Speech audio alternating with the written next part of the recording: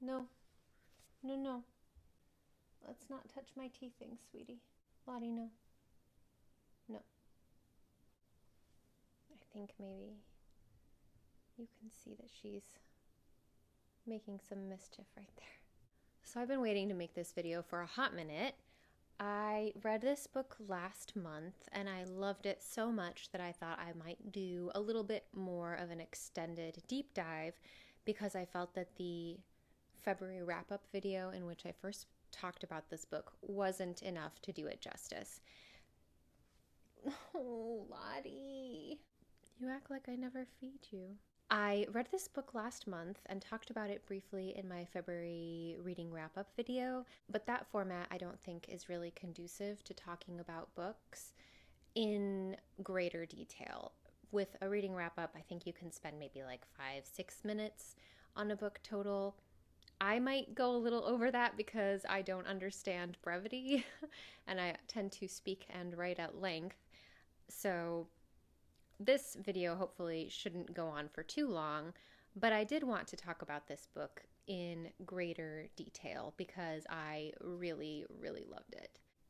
Before we get into the meat of the video, that's a joke.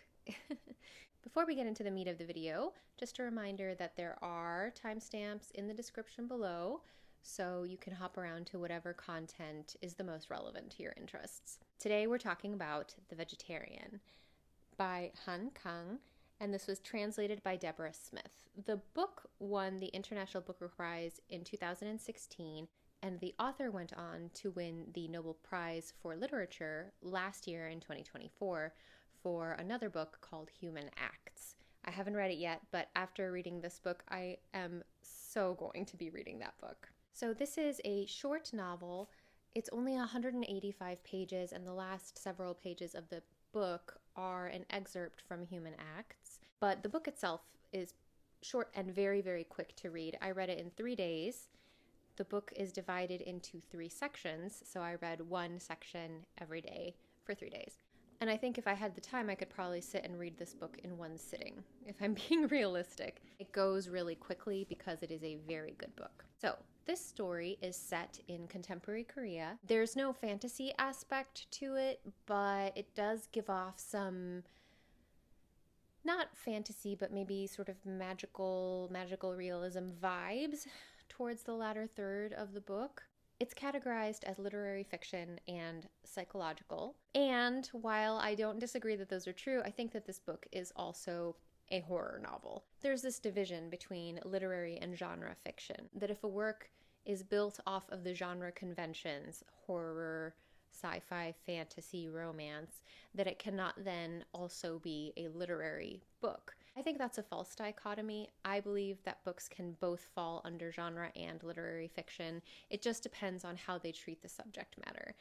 So for me, this book is a literary horror psychological novel. And before we hop into talking about the actual book itself, I wanted to run through some quick trigger warnings and themes, since we'll be talking about them in some detail. And I wanted you to be prepared for when they come up, because there's quite a few. So this book tackles themes of personhood, bodily autonomy and personal agency, objectification, social conformity versus breaking social conventions, the inherent trauma imposed on women who live in patriarchal societies, gender roles, sisterhoods, taboos and breaking taboos, and consumption, which is one of my favorite themes. In terms of trigger warnings, you can expect this book and my discussion about this book to include references to disordered eating, blood and cannibalism, toxic masculinity, toxic relationships, infidelity, violence against women, sexual assault, and rape, including marital rape, mental illness, suicide attempts, self-harm, and death, and finally, child abuse, child neglect, and abandonment. So, all of that heavy stuff aside, let's talk about the book. All right, so this novel is divided into 3 different books. Each book has its own POV character who describes the events surrounding the main character, Young-hye, at different points in their lives. She's a real baby. In Interestingly, the main character, Young-hye, is not a POV character in this book. And this choice in form really supports the function of the novel. It supports the message of the book. It's about objectification. We are reading about her, but we never get her point of view. The first book is narrated by Young-hye's husband, the second by her brother-in-law, and the third book by her sister, In-hye. I'm going to apologize if there's any cat butts in this video. I really hope there aren't, but she has a tendency for flashing, so. The first section of the book is titled The Vegetarian. The book starts off with a killer first passage, which I think really accesses the fears that people who want to be in relationships have, low-key, about their partner, which would be that their partner secretly reviles them or only tolerates them, rather than actually loving them. Let me read you the opener. Before my wife turned vegetarian, I'd always thought of her as completely unremarkable in every way. To be frank, the first time I met her, I wasn't even attracted to her. Middling height, bobbed hair, neither long nor short, jaundiced, sickly-looking skin, somewhat prominent cheekbones. Her timid, sallow aspect told me all I needed to know. As she came up to the table where I was waiting, I couldn't help but notice her shoes, the plainest black shoes imaginable. And that walk of hers, neither fast nor slow, striding nor mincing. However, if there wasn't any special attraction, nor did any particular drawbacks present themselves, and there was no reason for the two of us not to get married. The passive personality of this woman, in whom I could detect neither freshness nor charm, or anything especially refined, suited me down to the ground. There was no need to affect intellectual leanings in order to win her over, or to worry that she might be comparing me to the preening men who pose in fashion catalogs, and she didn't get worked up if I happened to be late for one of our meetings. The paunch that started appearing in my mid-20s, my skinny legs and forearms that steadfastly refused to bulk up in spite of my best efforts, the inferiority complex I used to have about the size of my penis, I could rest assured that I wouldn't have to fret about such things on her account. So he's a real piece of work. His part of the book is written in past tense, first person, which is another place where the form supports the function of this book. He's a selfish and self-centered man, and his attitude towards life is free of introspection, self-recrimination, or regret. He married Young-hye because she was plain and didn't threaten him as a man. He doesn't view her as a person with an internal life. He views her as an object or as an accessory, and sometimes as a source of shame. The author leaves us some hints throughout the book that Young-hye doesn't particularly like him either, and these show through in his point of view. Little comments about how she shuts herself into her room to work all day and doesn't come out unless it's only for dinner. Anyway, one day, Young-hye has a nightmare in which she sees herself eating raw, bloody meat, and the sense of disgust that fills her is so profound that she decides to give up meat altogether. That is the decision that the whole novel revolves around. One other cultural note, and this is purely secondhand information. I've never been to Korea, but I have a vegetarian friend who has traveled to Korea on numerous occasions and has told me that finding food that is vegetarian friendly is extremely difficult. People may be meat lovers or they may not be particularly meat lovers, but a lot of the foods that are cooked in Korea have animal products in the making. And if you are a strict vegetarian, it can be a real challenge there because it is not something that is broadly accommodated for. I don't know about accepted, but at least accommodated for. This is, again, a secondhand report. Don't hold that one against me if I'm wrong. The husband views her sudden vegetarianism as an act of insubordination against him, and he isn't above harming her, holding her wrist hard enough to leave a bruise, in order to get her to see sense. He's also not against forcing her to have sexual relations with him. When she gives up meat, she shuts him out as far as sexual intimacy is concerned, because he smells like meat. And it seems that he must be fairly persistent because she even goes to bed wearing trousers at some point, which is a little concerning. What is this man doing that she feels the need to wear trousers at night in order to prevent him from trying to have sex with her? But he's not going to give up. He thinks, I thought I could get by perfectly well just thinking of her as a stranger, or no, as a sister, or even a maid, someone who puts food on the table and keeps the house in good order. But it was no easy thing for a man in the prime of his life, for whom married life has always gone entirely without a hitch, to have his physical needs go unsatisfied for such a long period of time. So, regardless of her consent, he forces her to have sex, and writes, once that happened, she lay there in the dark staring up at the ceiling, her face blank, as though she were a comfort woman dragged in against her will, and I was the Japanese soldier demanding her services. After the first time, it was easier for me to do it again, but each time I would be seized by strange, ominous premonitions. The following morning, sitting with my wife at the breakfast table, her lips pressed firmly closed as per usual, clearly not paying the slightest bit of attention to anything I might be saying, I would be unable to conceal a feeling of abhorrence when I looked across at her. I couldn't stand the way her expression, which made it seem as though she were a woman of bitter experience who had suffered many hardships, niggled at my conscience.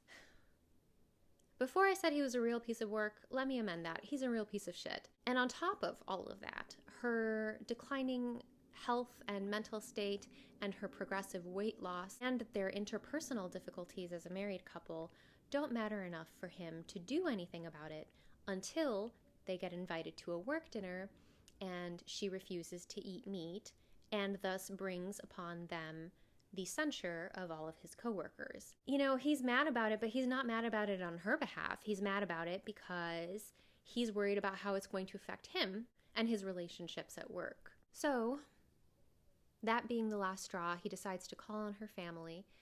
Incidentally, he mentions that he finds his sister-in-law's voice sexually arousing, to stage an intervention. They come for dinner and they coax and cajole her to try and get her to eat the meat. They frame it as a familial duty, as a spousal duty, as a source of shame for their family, that she's forcing her husband to endure a vegetarian diet 1 meal per day. And when she remains adamant that she won't eat the meat, they hold her down and force feed her, and when she spits it out, her father slaps her face multiple times, about which her husband says, the fatherly affection that was almost choking the old man made a powerful impression on me, and I was moved to tears in spite of myself. Probably everyone gathered there felt the same. He does admit that I'd known of his incredibly violent temperament for some time, but it was the first time I had directly witnessed him striking someone. Does he step in and intervene on her behalf? No. Anyway, she frees herself from their hold, grabs and brandishes a knife, and then, because she's unable to hurt anyone there who's present, she hurts herself. There's blood everywhere. Her brother-in-law picks her up. They run to the hospital, and her husband could care less. He'd rather be out drinking with his coworkers than visiting her in the hospital. And then when her mom brings food for her in the hospital, he finds that her maternal affection is tiresome. Compare that to the paternal affection that he was admiring before. His section of the book ends with him finding her sitting on a bench in front of the hospital with her chest uncovered and eating the head off of a bird while asking, "Did I do something wrong?" That's how the first section of the book ends. Some things to note about this part of the book. There are a few smaller excerpts that are clearly written from her perspective. They're in italics. The narrative voice is very, very different. And we are given to understand that this is what she is telling him about her dreams and her feelings and her thoughts surrounding meat consumption. There's one line that I found striking and revealing. They come to me now more times than I can count. Dreams overlaid with dreams, a palimpsest of horror, violent acts perpetrated by night, a hazy feeling I can't pin down, but remembered as blood-chillingly definite. Intolerable loathing, so long suppressed. Loathing I've always tried to mask with affection, but now the mask is coming off. I mean, if your spouse said that to you, would you have some kind of reaction to it? Not this man. He mentions several times that he doesn't want to know the reasons or the thoughts that are compelling her to act the way that she does, but that she tells him anyway. So the assumption then is that that's what she's telling him. And if I was married to someone who told me that I had been masking loathing with affection, but the mask is now coming off, I mean, I would wonder if that is specifically in reference to myself. Granted, this man does not have any sense of introspection, and he is never at fault. So I don't think that his absence of reaction should be unexpected. There's one more quote that I want to share from section 1, which ties into a theme that occurs throughout the novel, and that is the theme of knowing. It's about knowing others and accepting their humanity, whether you feel that you know them or not. So the husband writes, "How on earth could she be so self-centered? The very idea that there should be this other side to her, one where she selfishly did as she pleased, was astonishing. Who would have thought she could be so unreasonable?" One more quote that I want to share from you from section 1, because this was just absolutely stunning. This is from Young-hae's perspective. She writes, "Sleeping in 5-minute snatches, slipping out of fuzzy consciousness, it's back, the dream. Can't even call it that now. Animal eyes gleaming wild, presence of blood, unearthed skull, again those eyes. Rising up from the pit of my stomach. Shuddering awake, my hands, need to see my hands. Breathe. My fingernails still soft, my teeth still gentle. Can only trust my breasts now. I like my breasts. Nothing can be killed by them. Hand, foot, tongue, gaze, all weapons from which nothing is safe, but not my breasts. With my round breasts, I'm okay, still okay. So why do they keep on shrinking? Not even round anymore. Why? Why am I changing like this? Why are all of my edges sharpening? What am I going to gouge?" What do you say about that? Just what do you say about that? So I finished the first part of the book and I thought to myself, wow, this is awful. This man is awful. The relationship that she's in with him is awful. And it really highlights the fact that not only has she been experiencing abuse and harm at the hands of her father for a long time, with the reference to this long history of violence from him, but also from her husband, although he doesn't regard his acts as violent. The violence is so normalized that the man doesn't even realize that he's being bad in any way at all. And in the face of all of this continuous trauma over years and years, it's sort of understandable how Young-hae would then choose to turn her back on that society and discard all of the social norms that that society holds dear. We see more of that happen in the second section of the book.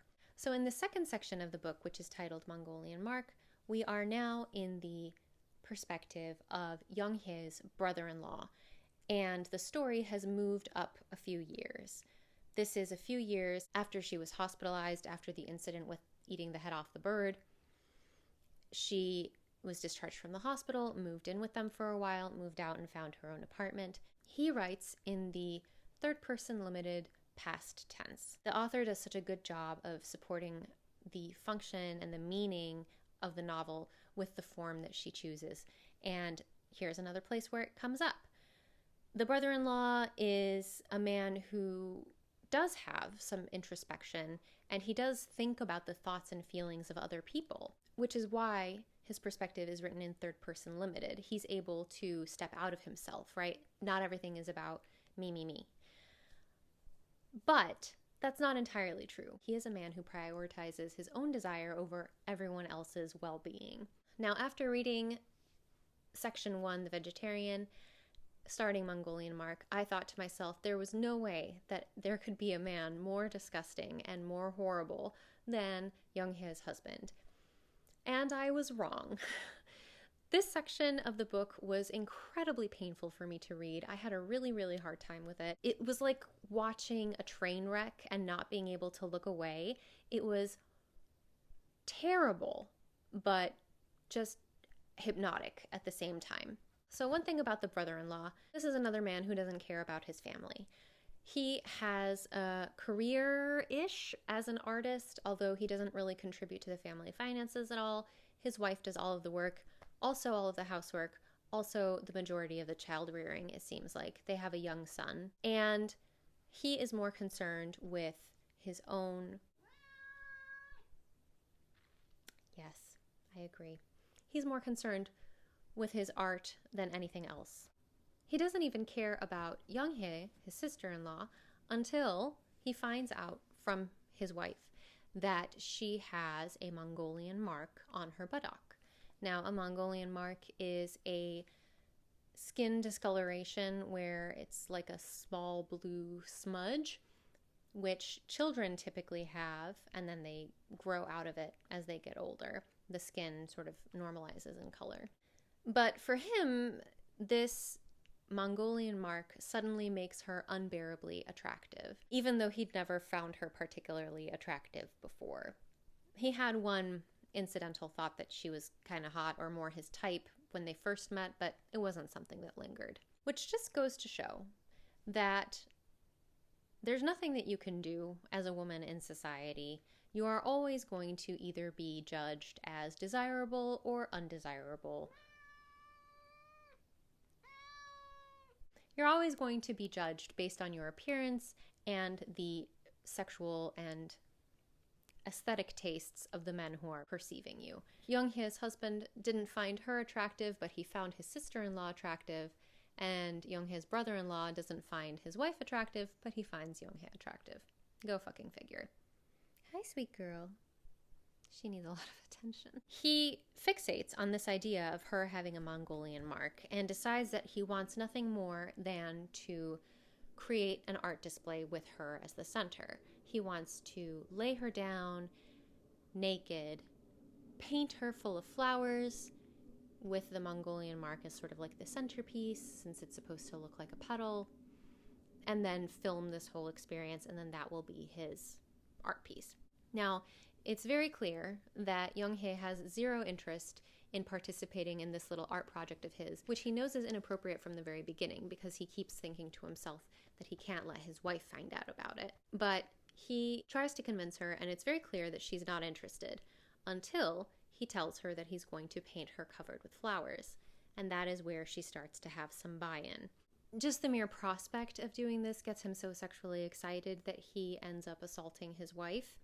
He writes, "When it was all over, she was crying. He couldn't tell what these tears meant. Pain, pleasure, passion, disgust, or some inscrutable loneliness that she would have been no more able to explain than he would have been to understand. He didn't know." Does he ask? No. And then, of course, he also has complaints about how she reacts to this. The next morning, she hadn't acted any different from usual. On the phone just now, there had been no trace in her voice of what happened between them, no particular sense of hostility toward him. It was just that her way of speaking, that almost inhuman patience, those trademark sighs of hers, made him feel incredibly uncomfortable. Good. Anyway, he goes to this borrowed studio. He meets Young-hye there. He paints her. He gets sexually excited about it. He does think a little bit about what her internal states might be, but not enough to ask, and not enough to do anything differently or modify his own behavior in order to make her more comfortable. And he also experiences a sense of righteous indignation on her behalf that her husband, from the first section of the book, ended up divorcing her after the whole incident at the hospital. He writes, he recalled the face of her ex-husband, whom he'd never liked, and whom he no longer had any need to call brother-in-law. A dry face, which seemed to value nothing outside of the everyday, nothing he couldn't touch with his own two hands. The mere thought of those vulgar lips pressed greedily against her body, those lips that had never mouthed anything other than the trite and conventional, filled him with a kind of shame. Did that insensitive oaf know about her Mongolian mark?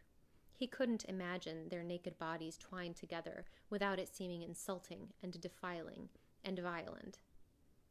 And then you ask yourself, does this man not think about his own actions towards his own spouse as recently as the night before? I guess not. Okay, that's fine. I mean, it's not fine at all. But, like, what the hell, man?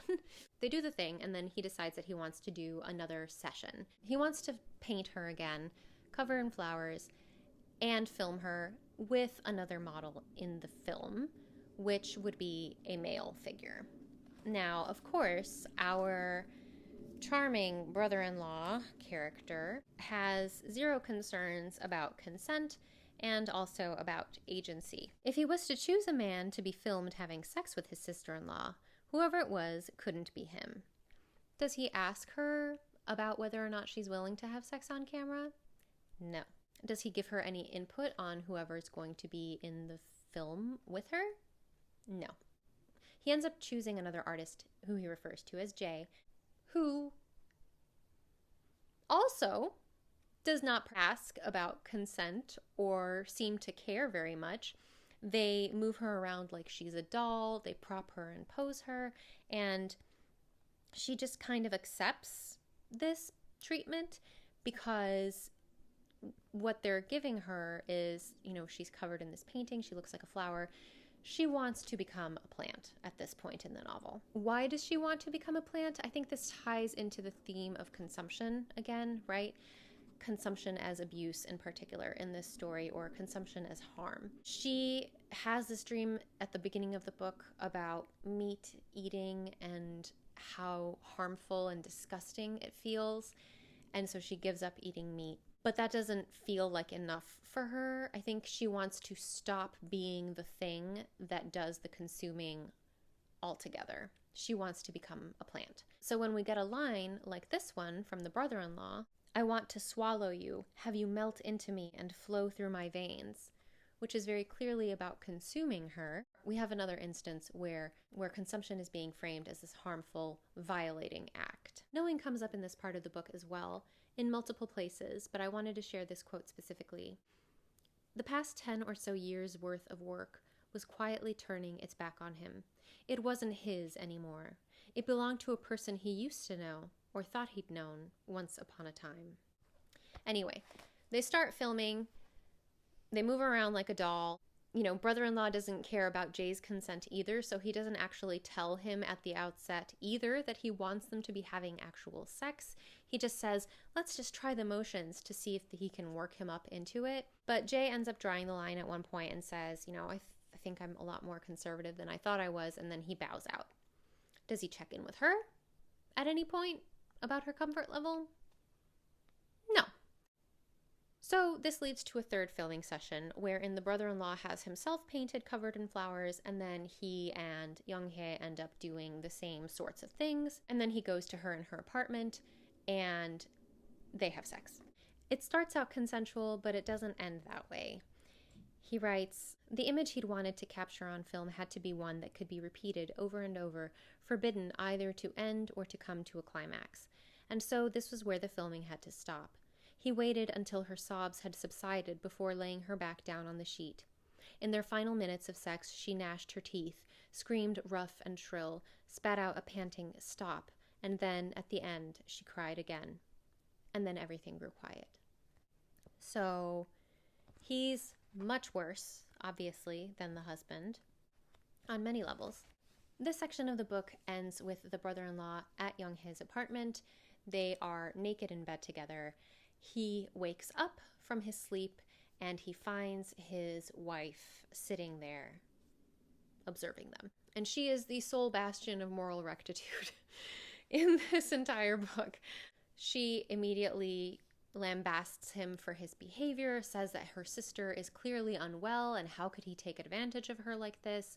She's already called emergency services because, what he's done is terrible. Not only that, but he also neglected his child in order to do all this stuff with Young-hae, who is the sister of his wife. It's just very bad on very many levels. And upon being confronted by his wife this way, what he ends up doing is going out to the balcony and then thinking about jumping over.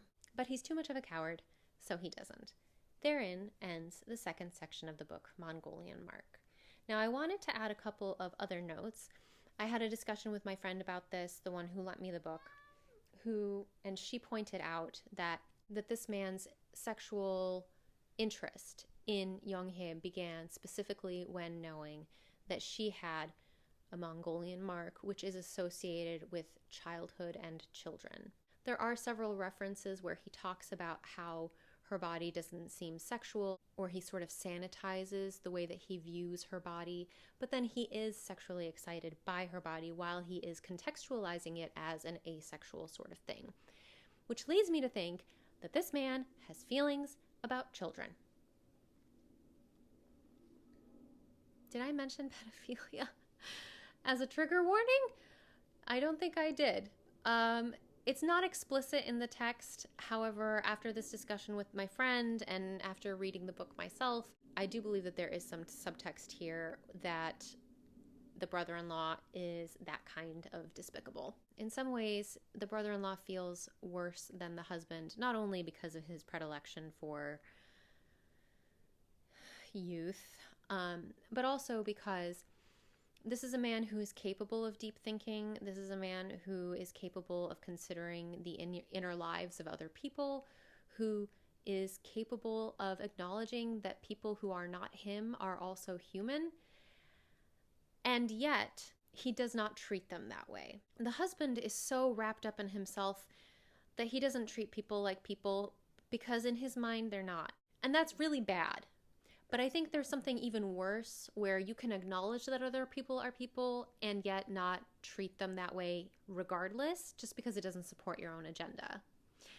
I don't know. There's a lot to really hate about this character, and I hate all of it. So yeah, he makes me sick. He makes me fucking sick. So that was part 2. The final section of the book is called Flaming Trees, and it is told in the perspective of Young-hae's sister several years after the incident with the Mongolian Mark. In-hae, the sister, has divorced her husband. She's taking care of her child by herself. Nothing new there because that's what she was doing even when she was married. And her sister, Young-hae, has been hospitalized in a psychiatric hospital for the duration of the time. She is living there of her own volition, at least at first, and In-hae goes to see her periodically and visit her. At this point in the story, she's going to visit her because the doctors are concerned that her sister is not eating anything at all. She refuses all food, including vegetables or vegetarian food. The only thing she's willing to accept is water. So they want to place a feeding tube, but they are holding off because In-hae is going to try and convince her one last time to eat. Now, form and function one more time. Here the author writes in third person limited again, but she does something really interesting with the tense of the story. In-hae's narration starts off in the present tense and then slowly drifts into past tense. She gets caught up in recollection and regret in such a way that she cannot stay in the present moment. She cannot stay in the now. So she will be riding this bus toward the hospital, see her reflection in the glass, and then that will remind her about the events that she experienced with her family years and years before, and then she kind of drifts into this past tense recollection before she sort of snaps back to reality and then comes back into the present tense and continues to tell some of her story before she gets sucked back into recollection. It's a really interesting feeling. It kind of feels like waves going back and forth on the shore. It has that sort of like cyclical sensation to it. And you can really tell that this woman has a lot to regret. In fact, she explicitly expresses that. She regrets being party to holding her sister down and force feeding her when she first became a vegetarian. She regrets not taking better care of her before and then in the immediate aftermath of the Mongolian Mark situation. And then she regrets the way that her sister has continued to waste away while she has been hospitalized since then. At one point, In-hae reflects about her ex-husband and writes that he told her, "Just put up with it for a minute," he said. She remembered how it had been. Those words had run through her semi-conscious mind again and again. Still half asleep, she'd managed to get through it by thinking to herself that it was all right. It would be just this one time. It would be over soon. She could put up with it. The pain and shame had been washed away by the deep, exhausted sleep she slipped into immediately afterward. And yet later, at the breakfast table, she would all of a sudden find herself wanting to stab herself in the eyes with her chopsticks, or pour the boiling water from the kettle over her head. This is in contrast to her husband's perceptions earlier in the book, where he wrote that she just sighed a little bit and it made him uncomfortable. The thoughts going on in her head are massively, massively worse and absolutely proportional to the horrible experience that she was forced to endure at her husband's hands. After that recollection, she looks around the objects in her house and she thinks, They did not belong to her, just like her life had never belonged to her. Because she's a woman, the way she views the world is incredibly different from the way that the previous two narrators do. At one point she writes, "Still she cannot sleep. It's been 3 months straight now, 3 months of getting by, snatching pockets of sleep here and there, never more than an hour at any one time. Young-He's voice, the forest with the black rain falling, and her own face with the blood trickling from her eye, shiver the long night into fragments, like potsherds." I think that's interesting because it's a very clear parallel to earlier in the story where we get that short intercut from Young-He's perspective in the first part of the book, and she writes that she's not sleeping. I find it fascinating too that she sees a face, because Young-He also saw a face when she was first awakening to this idea. She wants to follow in her sister's footsteps and sort of shuck off the constraints of social norms, but she can't. She writes, "She was no longer able to cope with all that her sister reminded her of. She'd been unable to forgive her for soaring alone over a boundary she herself could never bring herself to cross, unable to forgive that magnificent irresponsibility that had enabled Young-He to shuck off social constraints and leave her behind, still a prisoner." And then again, there are these dreams of blood, right? And blood overflowing out of body parts. I think it's sort of a metaphor for our internal psychological wounds that are manifesting physically and then overflowing. There's only so much someone can take before those psychological wounds start to show on the outside. And in the case of this book, it expresses itself through this kind of bleeding. There's one more place where these wounds show up. So after the Mongolian Mark incident, there is a stretch of time for almost a month where she has this prolonged course of vaginal bleeding. And she says she'd never been able to understand why, but for some reason every time she washed her blood-soaked pants, she would recall the way in which the blood from Young-He's wrist had spurted out into the air. Every day she decided she would go for a medical examination the next day, and when the next day came, she would postpone it again. So that's another internal wound made manifest, the betrayal of her husband's infidelity, resulting in this vaginal bleeding that she experiences for a protracted period after the event. It also brings to light the distrust of the medical institution. Part of her reason for not getting checked out has more to do with her own fears than to do with how the patriarchy and medical care interact. However, it's very clear that this is a real problem at the hospital where Young-He is staying. The doctor tells her, "I know I told you this last time, but 15 to 20% of anorexia nervosa patients will starve to death. Even when they're down to nothing but skin and bone, the subject is still convinced that they've put on weight. There can be all manner of psychological factors at play. A power struggle with a domineering mother, for example. But Kim Young-He's is one of those particular cases where the subject refuses to eat while suffering from schizophrenia." He goes on to say, "But we're still not sure exactly why it is that Kim Young-He is refusing to eat, and none of the medicines we've given her seem to have had any effect. It wasn't an easy decision for us to make, but there's no other way. Our first duty as doctors is to preserve life, and we simply can't be sure of keeping her alive here." Now, I'd be interested to know what the culture surrounding end-of-life and end-of-life decision-making is in Korea. I don't have a context for that. I'd like to know more about how that's handled there, but it seems like this might imply that there is a culture of preserving life above all else, even if the quality of life is very poor, which I think is something that's changing in a lot of countries. I do want to also highlight that he says they don't really know why it is that Young-He isn't eating. But have they asked her? Because she's very eager to tell her sister. She says, "They say my insides have all atrophied, you know." In-hye was at a loss for words. Young-Hye moved her emaciated face closer to her sister. "I'm not an animal anymore, sister," she said, first scanning the empty ward as if about to disclose a momentous secret. "I don't need to eat, not now. I can live without it. All I need is sunlight." "What are you talking about? Do you really think you've turned into a tree? How could a plant talk? How can you think these things?" Young-He's eyes shone. A mysterious smile played on her face. "You're right. Soon now words and thoughts will all disappear. Soon." Young-Hye burst into laughter, then sighed. "Very soon. Just a bit longer to wait, sister." Note about that, culturally in Korea, people refer to each other by their family terms very often. So the husband refers to Young-hye as my wife. The brother-in-law refers to her as my sister-in-law. And the sister, because the sister's older and there's also an age hierarchy situation, refers to her by her name. But it seems like Young-hye refers to her older sister as sister, which is common. There is something that I want to share about that too, but we'll get to that point in a little bit. Because Young-hye refuses to eat, the doctors decide to go ahead and place the feeding tube that goes through the nose and into the stomach, and she's not compliant. She is screaming that she doesn't want it. She was basically catatonic on her cot prior, but as soon as they start trying to insert the feeding tube, she is violently fighting back, trying to avoid it.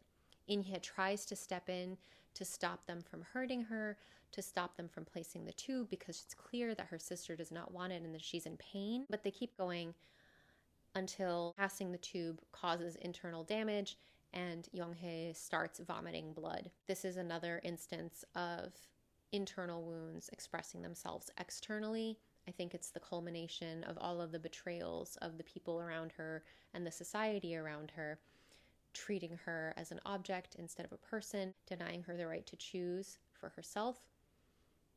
And that's how it comes out. They get into the ambulance and they drive off to a medical hospital to try and get her care. And In-hye reflects, "It's your body. You can treat it however you please. The only area where you're free to do just as you like. And even that doesn't turn out how you wanted." You know, I'm getting choked up just reading that section because it's really incredibly painful, right? It's horrifying and it's painful. And it's implied but not expressly stated that Young-hye passes away on the last page of the book. So earlier when I was talking about familial terms in reference to people in your family, this is another conversation that I had with a friend of mine that loaned the book. So she speaks Korean, and you know, the word for older sister in Korean from a younger sister is onni. The last thing that Young-hye tries to say when she's speaking in the ambulance, looking at her sister, the translation writes which we can assume is a phonetic translation of in Korean, which is the beginning of the word onni, which means older sister. So I think that was a place where the translation failed to give that little extra bit of context that would make a greater impact. It means a lot more if Young-hye's final attempt at speech is to call for her sister than it would for her to just be saying ah. I think that's a place where the translation did not hold up. And there is quite a fair amount of translation drama surrounding this book. You can Google it. I don't want to get into too much depth about it, but it seems like there was a lot of controversy with Korean media, even doing line-by-line analyses of the English translation of the book and comparing it to the original Korean text, and saying that there was a very high percentage of actual mistranslation or translation errors. And I guess it's come out that Deborah Smith, who translated this book, was only 6 years into studying Korean at the time that she did this translation. I mentioned this in my wrap-up video as well, but 2 other points. One, I believe I read somewhere that Deborah Smith received an imperative from her editor to take more artistic license in her translation. On the other hand, Deborah Smith wrote an article defending her translation and talking about choosing to sacrifice some fidelity for a greater fidelity, or some such line like that. And I also believe that I've heard someplace that the author herself has endorsed the translation that Deborah Smith wrote. And it comes out, I mean, you can feel there's certain places in the book where you're like, is that what they said? Even as a person who does not speak Korean. It's not something that you think about the entire time that you're reading the book, but it is something that becomes obvious in certain places while you're reading that you feel like maybe this doesn't make a lot of sense. So, all of that aside, that is The Vegetarian summarized. So you can see that there are these threads of talking about knowing and belonging and agency, about patriarchy, about abuse, about familial abuse and domestic abuse and intimate partner abuse. It talks about neglect, and it's a really rich book thematically. And not only is it very rich, but the way that the story is put together and the way that it builds up to paint this picture, right, of a society that stomps on women is stunning. I read this book at the end of February. It's been a month almost since I finished reading it, and I have not been able to stop thinking about it. It is the kind of horror that brings to light societal ills and makes you think about your participation in those ills and how you are perpetuating the systems that harm others. And it really shows you the way that a lot of people live. Like, there's people out there who think like this. There's people out there who behave like this. There's people out there who would read the first part of this book and agree with the guy that he's the victim here, you know, and they'd say, yeah, what's wrong with her, right? This is a real thing that exists out there in the world. And the scary part of that is that, you know, this is from people that you are supposed to be able to trust. These are people who you supposedly love, who are supposed to take care of you and care about you. And yet they are capable of inflicting some of the greatest harm. I think the sense of just heartbreak and despair and injustice that I felt on behalf of the main character throughout the book, and getting worse as the story progressed, it was just such a powerful feeling. And I don't think I would have felt this strongly about it if the book had been written differently or told differently. And I think that's just 100% a credit to the author's skill. This book doesn't have any jump scares. It doesn't have ghosts. It doesn't have that. But the truth that it tells is so terrifying that I think that there's no way that this book can't be classified as horror.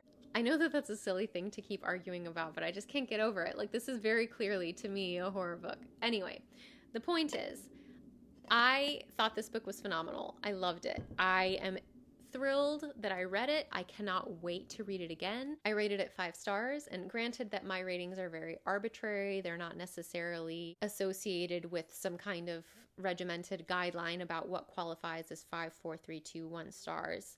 But I don't think that there is any rating system that I could devise where this would not have the highest number of stars that I could possibly give it.